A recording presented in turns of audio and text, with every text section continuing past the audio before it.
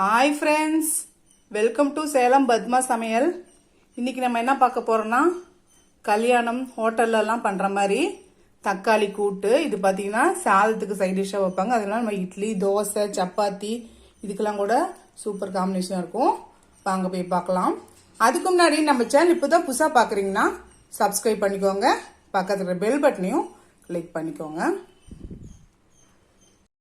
இப்போ பாருங்கள், நான் வந்து குக்கர் ஒன்று வச்சுருக்கேன். நான் அரை கப் அளவுக்கு பாசிப்பருப்பு நான் ஏற்கனவே ஒரு அரை மணி நேரம் ஊற வச்சு வச்சுருக்கேன். மெஷரிங் கப்பில் அரை கப் அளவுக்கு நான் எடுத்திருக்கேன்.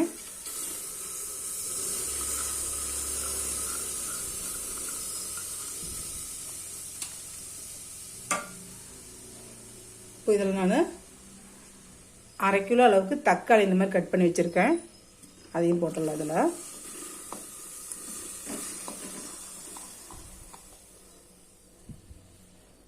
இப்போ நான் கொஞ்சமாக பெரிய வெங்காயம் ஒன்று பெருசாக கட் பண்ணி வச்சுருக்கேன். நான் அதில் கொஞ்சம் மட்டும் போடுறேன். இப்போ நான் ஒரு டீஸ்பூன் அளவுக்கு மிளகாய் பொடி வச்சுருக்கேன், அதை போட்டுறேன். 1/4 டீஸ்பூன் மஞ்சள் பொடி.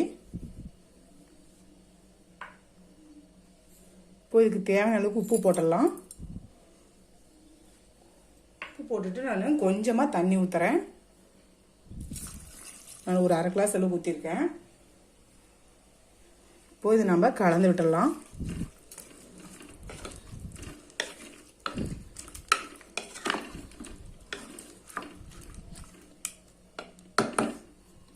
இப்போ நான் குக்கரை மூடி ஒரு 2 விசில் வச்சு எடுத்துக்கிறேன். இப்போ குக்கரை ஓப்பன் பண்ணலாம். பாருங்க, நல்லா வெந்திருக்கு.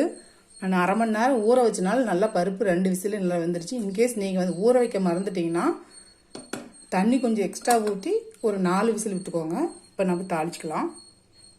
இப்போ பாருங்கள், நான் வந்து ஒரு பேன் வச்சுருக்கேன். இதில் நான் ஒரு 2 டீஸ்பூன் அளவுக்கு எண்ணெய் ஊற்றுறேன்.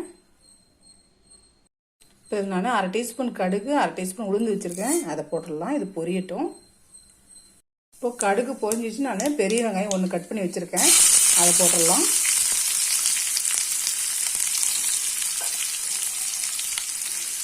நான் காஞ்ச மிளகாய் ஒரு 4 வச்சுருக்கேன், அதை போடுறேன். ஒரு 5-6 பல்லு பூண்டு இந்த மாதிரி பொடிசாக கட் பண்ணி வச்சுருக்கேன்.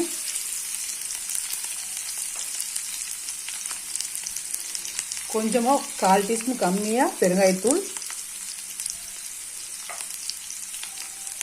ஒரு கொத்து கருவேப்பிலை. இப்போது வெங்காயத்தை வதக்கிக்கலாம். வதங்கட்டும் நல்லா. இப்போ வெங்காயம் பாருங்கள் வதங்கிருச்சு. நம்ம ஏற்கனவே தக்காளி வேக வச்சுருக்கோம் இல்லைங்களா, அதை ஊற்றிடலாம்.